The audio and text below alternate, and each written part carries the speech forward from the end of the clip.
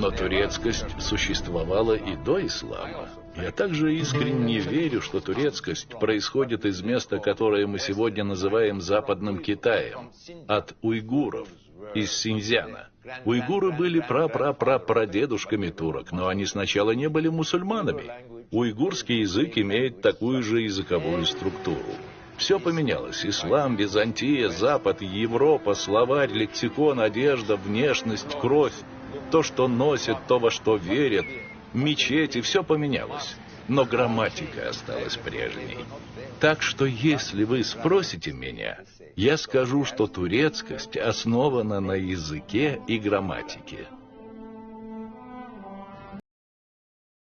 Ататюрк в 1930-х годах приказал лингвистам очистить турецкий язык от арабских и персидских элементов. Предыстория Ататюрка в достижении этой цели во многом была сформирована открытиями тюркского прошлого и исторического наследия уйгуров, сделанными русскими и западными учеными на рубеже 20 века, которые восстановили историю и гордость забытого тюркского прошлого. Уйгурский исторический золотой век как часть наследия всех тюркоязычных народов, давно утраченного из-за радикальной исламизации региона. Прославление уйгуров стало неотъемлемой частью позднего османского тюркизма и туранизма, и пропаганда утверждала, что уйгуры, которые жили в городах, были естественно более цивилизованными, чем примитивные и кочевые тюрки, которые были пастухами. В то время турецкая элита хотела стать частью уйгуров и уйгурской истории. Поэтому в новом чисто турецком лексиконе Ататюрка название уйгур было принято как слово уйгар, означающее цивилизованный, заменив арабское мадани. Очевидно, что блестящая цивилизация, созданная чистой изначальной идентичностью уйгуров Турфан и Якутства, дала этому дальновидному, проницательному отцу Турции непоколебимую уверенность и мотивацию примером.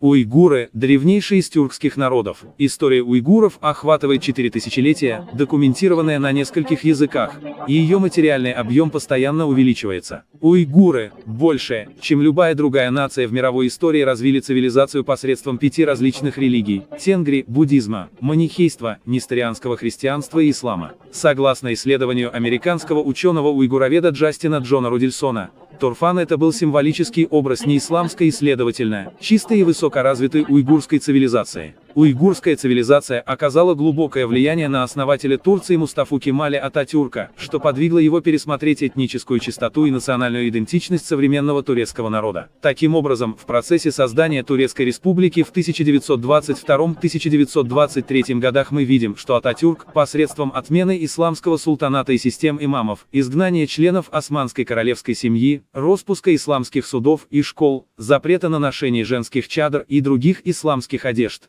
прекращение использования исламского свода законов, принятие латинского алфавита вместо арабского и персидского алфавита в турецком языке и так далее, провел серию радикальных реформ, чтобы претворить в жизнь этот новый идеал деисламизированного тюркского государства, и провозгласил турецкую этническую идентичность Турции, опираясь на уйгурскую историю. Огромное влияние, которое уйгурская цивилизация, возникшая в монгольских степях в течение предыдущих 1200 лет мировой истории, особенно последующая цивилизация турфанских уйгуров Восточного Туркестана, оказала на другие государства Азии и Европы, включая монголов, а также Китай, невозможно переоценить.